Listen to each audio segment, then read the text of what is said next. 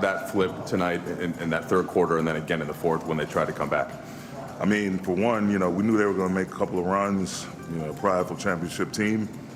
The biggest thing for us, just making it as difficult as possible. They hit some tough shots. Have you been rooting for our favorite players on the Lakers? Well, it turns out they're taking a break this season. Also, guess who's back? Darvin Ham. Seeing him again feels like a surprise, but not a good one. LeBron James, Anthony Davis, and Rui Hachimura had a free throw contest during practice recently. The Lakers lost to the Kings this week, bringing their record to 6 wins and 4 losses in their last 10 games. They'll play against the Golden State Warriors this weekend. During last practice, LeBron James, Anthony Davis, and Rui Hachimura competed in a free throw contest. The Lakers are not doing well in free throw shooting compared to the other teams in the league. The OKC Thunder and Philadelphia 76ers are leading in free throw percentages, with both teams shooting over 80%. Meanwhile, the Lakers are in 19th place among all teams, shooting only 77.2% from the free throw line. In their recent game against the Kings, the Lakers shot 17 out of 22 free throws, which matches their season average of 77.3. They're aiming for a good performance in the play-in tournament and playoffs, so they focused on practicing free throws. LeBron James has faced criticism about his free throw shooting throughout his career, especially during his time with the Miami Heat alongside Dwayne Wade and Chris Bosh. Critics highlighted his struggles at the free throw line alongside his performance in clutch moments. Throughout his career, LeBron has shot 73.5% from the free throw line. This season, he's only shooting slightly better at 74.1%. This year, LeBron has been shooting his best from beyond the arc, hitting 40.3%, all of his shots compared to his career average of 34.7%. As for Anthony Davis, he's doing better than his career average free throw percentage of 79.5%. This season, Davis is shooting 81.3% from the free throw line, ultimately his best since the 2019-20 season when he shot 84.6%. Rui Hachimura, who's been playing for 6 years, is shooting 71% from the free throw line in this season, which is lower than his usual average of 76%. Also, this marks the 3rd year in a row that his free throw percentage has dropped. With the Lakers still having a rough time, it's no wonder they're working hard on their free throw shooting. The Lakers lost big time to the Golden State Warriors last night. It was really hard to watch, 122-101. Here's the big news though, we might have to play against the Warriors in a super important game really soon. And I mean, we've overcome tough times in the past, and this is just another challenge on our way to winning. Wood, who's 28 years old, played for the Lakers in 50 games this season. Usually he was the 6th man, but there was one game where he got to shine. He played for about 17.4 minutes per game, a bit less than usual, but he still did well, scoring 6.9 points, grabbing 5.1 rebounds, and blocking 0.7 shots per game. As free agency approaches, Wood might explore his options and see what's available out there, but honestly, there might not be a ton of interest in him. Still, you never know what might happen during the off-season. Let's stay hopeful and wish the best for Wood. Now, we have to share a few things about Jared Vanderbilt, the hero we don't talk about much on our Lakers team. There's a little hope he might return before the season ends, but don't get too excited. Vanderbilt, who's amazing at defense, hurt his foot and has been out for most of the season, only playing in 29 games. So, Vanderbilt's impact goes beyond just numbers. He brings a ton to the team. He defends with crazy intensity, like it's the most important thing in the world. It's like he always has something to prove. Even though we'll feel his absence for a bit, we're not just freaking out yet. Vanderbilt has been super reliable, playing in over 70 games for the last 2 seasons before this injury, so even though we'll miss him now, we're staying positive for the future.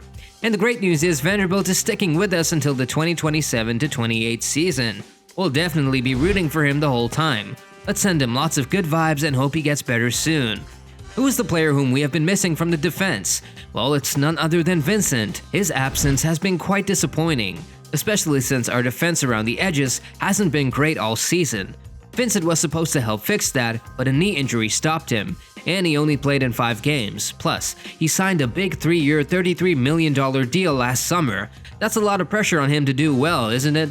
So, there's some doubt about Vincent's future with the Lakers because of his past injuries and not having a super expensive contract. He might be traded, especially before the February 9 deadline, but maybe next season will be Vincent's big moment to prove himself. For now, let's hope he gets better quickly and wish him the best. Let's talk about the Lakers' recent game. To be frank, it was a real emotional roller coaster, even without Anthony Davis playing. The Lakers had to play their best, especially against a tough team like the Warriors, who could kick them out of the competition. They really needed to keep the momentum going, and winning would have put them close to the 7th spot. But unfortunately, they didn't win. Now, we have a few things to talk about Darvin Ham, and his strange timeout decisions, or lack of them. What was he even thinking? And the mistakes were just too much. It felt like a comedy show of errors. The Warriors really got strong in the third quarter, and by the fourth, we were losing by 16 points with only a minute left. We can't overlook Max Christie. He's got a lot of talent, but he's just sitting on the bench while other players are having a hard time. It feels like the Lakers are not using our best players. Max should be getting the same playing time as Cam Reddish, without a doubt. It's about time the team starts making better choices if they want to improve our situation. Wow, frustration is really building up on the sidelines. It seems like nobody is paying attention to Darvin Ham. It's chaotic. And don't even get me started on how some of our important players are performing. LeBron is doing great, but where's the help? D'Angelo only made 3 shots out of 11? Rui going 7 for 21? Vincent, Reddish, and Prince together scoring only 2 points? It's like watching a disaster happening slowly. Let's not even talk about the coaching mistakes, Dalvin H. forgetting timeouts, Darvin Ham's strange player choices. It's frustrating for any Lakers fan. I mean, I can't decide what's worse, the Darvin Ham hiring or the Russell Westbrook trade. It's been tough, to say the least. Even when things were going wrong, we've seen some moments of greatness. Remember that comeback try against the Warriors? It didn't work out, but it proved we still have fight left in us. So, let's get ready for some more tough times, Lakers Nation. Wow, the frustration just doesn't stop, does it? After that really bad game, you'd expect someone to take responsibility, right? But nope. Instead, Connor is making excuses, saying the Warriors were just too good. Sure, that's part of it, but what about their own mistakes and not trying hard enough? It's like they're not seeing things clearly. Now, social media is full of demands for Darvin Ham to be fired, but we don't think he's leaving. It seems like he's just doing whatever they want while we're the ones feeling the effects. The team says he thought he'd do well, but he's been a letdown. As for the people in charge, they seem okay with keeping him, unless LeBron and the others say otherwise. But even if they do, who knows if they'll actually listen? It feels like they're trapped in a never-ending bad dream, whether LeBron stays or leaves, whether AD is playing or not. So, what do the viewers have to say? Darvin Ham just doesn't seem right for the Lakers, and it's really hard to watch everything go wrong like this. It feels like they're always let down, and with Darvin Ham leading the team, it's sad to see the same mistakes happening again and again. But let's keep talking, guys. Who do you think is responsible for last night's disaster against the Warriors? Other players didn't do too well, but we can't ignore Darvin Ham's coaching mistakes.